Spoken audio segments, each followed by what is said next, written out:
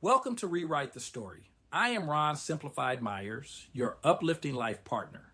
And I want to start today with a question that most people are afraid to ask out loud after they lose someone they love. Who are you now? Not who you were when she was here, not the husband, not the partner, not the man who had a role and a routine and a reason to come home the way you used to. Not that man. That version of you existed inside a relationship that no longer exists in the form it used to. And when she left, something happened that nobody prepares you for and nobody talks about enough. You lost her. And somewhere in that same moment, you lost a version of yourself. I know that because I lived it.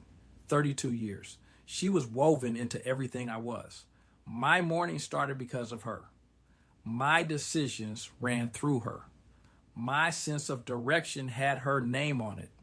And when she was gone, I did not just grieve her. I grieved the man I was when I was hers, the man who knew exactly where he stood because she was standing right next to him, and I had to figure out, who is Ron without her? Not who he used to be, who he is now, who he is becoming. That question is what today is about. I want to name something that happens to almost every man after he loses his spouse, and it happens so quietly that most men do not even realize it is happening. I call it the identity freeze. The identity freeze is what happens when grief is so heavy and so all-consuming that a man stops growing. Not because he wants to stop, but because every ounce of energy he has is going toward just getting through the day, toward functioning, toward making sure the kids are okay or the bills are paid or the house is not falling apart. There is no room left for the question of who am I becoming, because surviving is taking everything. And the identity freeze feels responsible. It feels like the right thing to do. Focus on what needs to get done. Keep moving. Do not stop to ask the big questions because the big questions are terrifying and there is no time for terrifying right now. But here's what the identity freeze costs you. Every month you stay frozen is a month you are not growing. And a man who is not growing is a man who is slowly shrinking. Not in the eyes of the people around him necessarily, but in his own eyes, in his own sense of what is possible, in his own relationship with who he was built to become. And here's the hardest part. The identity freeze does not stay still. It moves. It becomes the story you tell about yourself. I am the man who lost his wife. I am the man who is just getting by. I am the man who had something great, and now I am just managing what is left. That story starts as a season and becomes a self-image. And a self-image is a very hard thing to rewrite once it gets comfortable. So let me ask you again, who are you becoming? Not who were you? Not who were you when she was here? Who are you becoming right now in this season?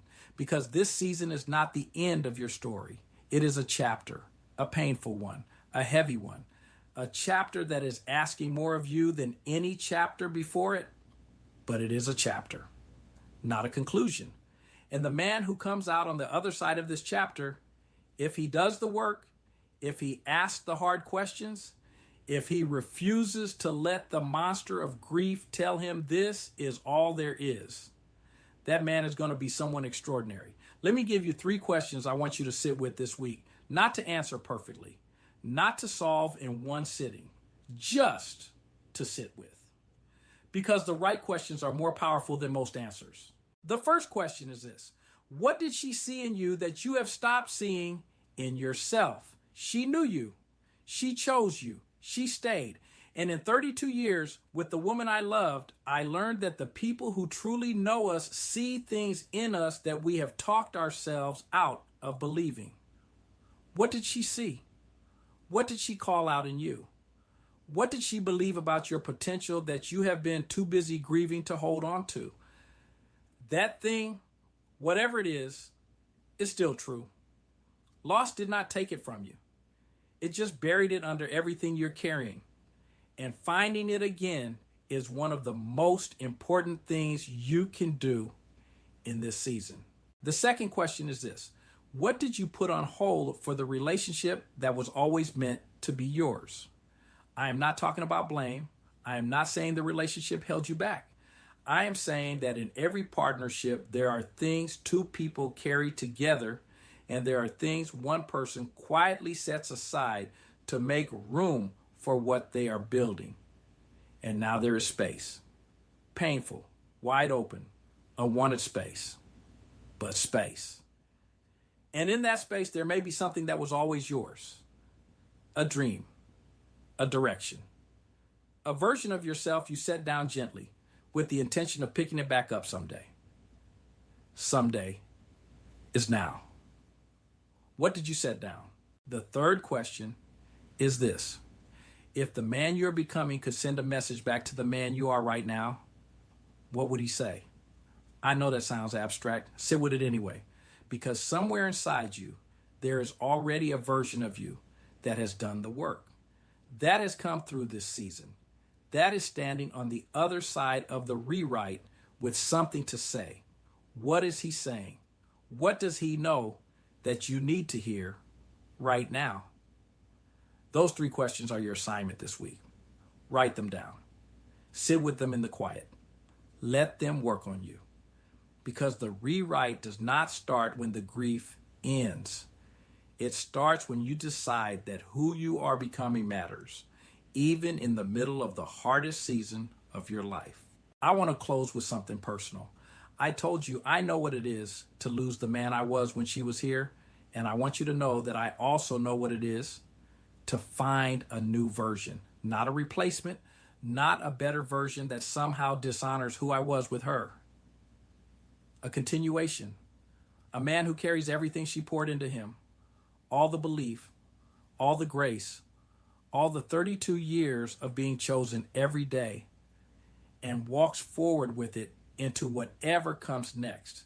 I am in a new chapter now, and I can tell you from the inside of it that new chapters are real, that love after loss is possible, that the story is not over just because one chapter ended in a way you did not choose. What she gave me did not leave when she did. It became part of who I am becoming. And that is the most powerful thing I know about this journey. You are not broken. Your story is, and stories can change. Thank you for being here with me on Rewrite the Story. I am Ron Simplified Myers, your uplifting life partner. Share this episode with a man who needs to hear that who he is becoming still matters. Come back every Monday because we are just getting started. And most important, remember, you are extraordinary.